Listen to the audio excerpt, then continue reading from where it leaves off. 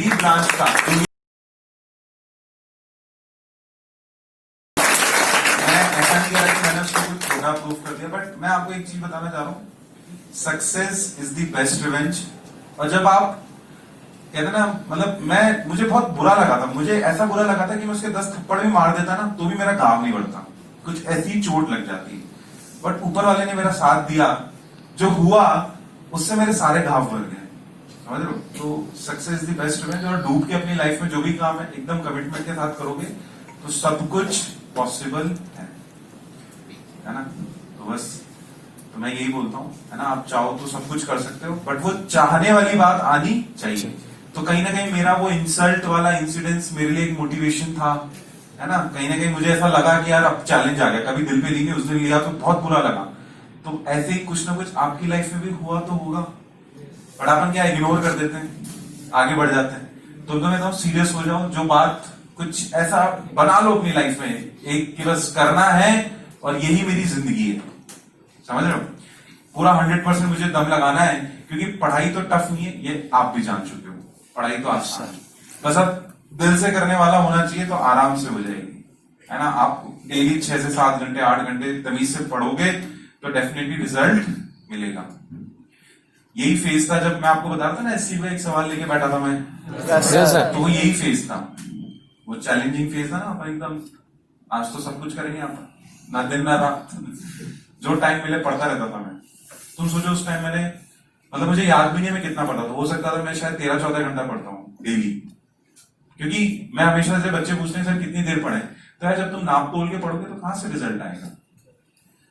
तुम्हारे पास काम क्या है यहाँ पे, पढ़ने का। तुम कोचिंग जाओ, आओ, भूख लगे तो खाओ, नींद आए तो थोड़ा सो लो, बाकी तो तुम्हें पढ़ना ही है। नहीं बस में क्या कैलकुलेशन करना, 9 से 12 पढ़ूंगा, 12 बजे सोऊंगा। पढ़ो ना, तुम तो डूब के पढ़ो, पढ़ते ही रहो। जब फिजिक्स से उग जाओ तो बायो पढ़ो, जब बायो से उग जाओ तो केमिस्ट्री पढ़ो, बस पढ़ते ही रहो। और अगर ज्यादा मन नहीं लगे तो दोस्त के कमरे में जाके उसके साथ पढ़ो, नहीं तो डिस्कस करो, समझ रहे हो। तो जब आप क्या कर सकते हो मुझे बताइए क्या है, ऐसे बोल के आप कुछ भी ऐसा कर सकते हो, है ना, तो मजाक वाली बात है ना। तो जब आप दिल से चाहते हो पढ़ना तो डेफिनेटली रास्ते मिलते हैं, और मेरे को कोई सिखाने वाला बताने वाला नहीं था, बट मेरे रास्ते अपना बनते गए, है ना। बस मेरे को पता था मुझे करना है, क्योंकि मेरे लिए हारना या क्विट करना दूसरा ऑप्शन नहीं था, मेरे पास एक ही ऑप्शन था, वो था जीतना। मेरी बात समझ लो, आपके पास लाइफ में एक ही ऑप्शन होना चाहिए, क्या, जीतना। तो आप जो ये बार बार थोड़ी देर पढ़ के आप एनालिसिस करते हो कि ये अच्छा हो रहा है, बुरा हो रहा है, मेरे इंप्रूवमेंट नहीं आ रहा, कैसे करूंगा, तो सारी एनालिसिस बंद कर दो। जितना टाइम है सारा टाइम पढ़ाई में लगाओ, जी जान लगा के मेहनत करो। मत देखो तुम अच्छा कर रहे हो बुरा कर रहे हो। अगर सोचो मैंने उस टाइम सोचा होता कि मैं अच्छा कर रहा हूं बुरा कर रहा हूं तो क्या मैं कर पाता आगे। मेरे को इतना पता था मेरे पास टाइम है और मुझे करना है। जीतता हूं तो अच्छी बात, हारता हूं तो अफसोस तो नहीं होगा कि किया नहीं। ये बस तो बस यही आपको दिमाग में होना है। बस मैं यहाँ आ गया हूँ कोटा, तो मुझे करना है। मुझे नहीं पता इस बीच प्रोसेस में कितनी बार मेरी लाइफ में नेगेटिविटी आएगी, मुझे सोचना ही नहीं है उन नेगेटिविटी के बारे में। मेरा तो एम ये है 24 आवर्स मुझे डेली मिलते हैं, तो इसमें मुझे कुछ सोने के लिए 6-7 घंटे निकालने, क्लासेस में मेरे 6-7 घंटे चले जाते हैं, और डेली एक्टिविटीज में 2-2.5-3 घंटे मान लो, बाकी टाइम मुझे पढ़ना है। बात खत्म। मुझे सोचना ही नहीं है, ये मेरा काम ही नहीं है। मेरा काम क्या है, पढ़ना।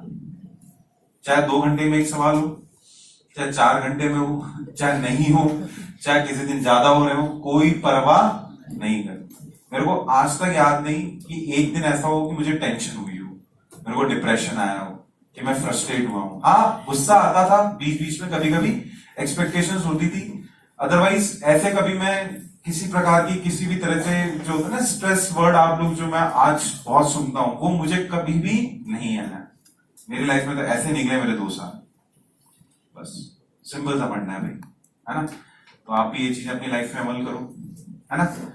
आप क्यों सोचते हो कि क्या हो रहा है नहीं हो रहा है, क्योंकि मुझे ऐसा लगता है पढ़ाई तो सिर्फ पाना है, कुछ खोना तो है ही नहीं। अगर नहीं हुआ सिलेक्शन तो तुम घर रहते तो कुछ हो जाता क्या, कुछ बन जाते क्या तुम, या कहीं कुछ सीख लेते। खाली बैठे रहने से तो अच्छा है ना तुमने अपने आप को एक चांस दिया। और इतना तो तुम भी मान रहे हो सिलेक्शन एक अलग चीज है, बट कुछ ना कुछ तो सीख ही रहे हो तुम, हर दिन कुछ ना कुछ तो सीख ही रहे हो। ये सारी चीजें, इतना कुछ नॉलेज जो तुम गेन कर रहे हो, सब वेस्ट थोड़ी ना है यार। यकीन मानो ये वेस्ट नहीं है, कहीं ना कहीं कभी ना कभी ये भी तुम्हें कुछ ना कुछ रिजल्ट दे के जाएगी। जैसे वो सवाल जो था ना डॉग वाला, वो उसके बाद मैंने टेस्ट में 3 तरह से अलग अलग तरह से देखा वही सवाल। तो मैं कह रहा हूं ना, हार्डवर्क कभी भी वेस्ट नहीं जाता। बस तुम्हें तुम्हारा हार्डवर्क करना है और पूरे दिल से करना है।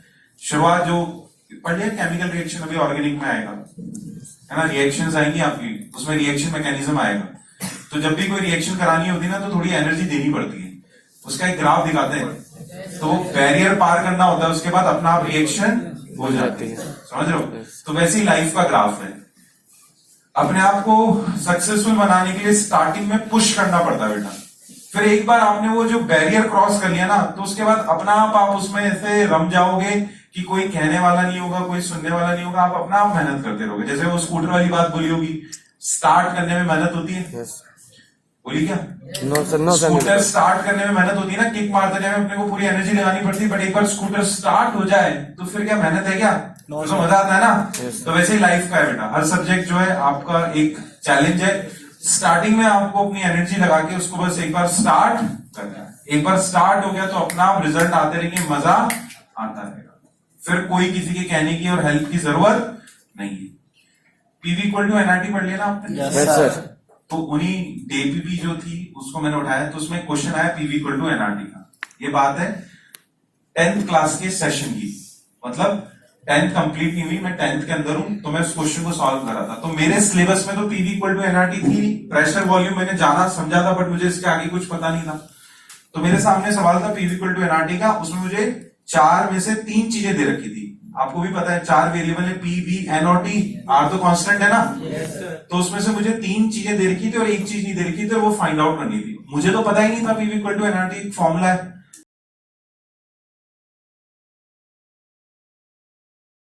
डेटा को तरह तरह से मल्टीप्लाई डिवाइड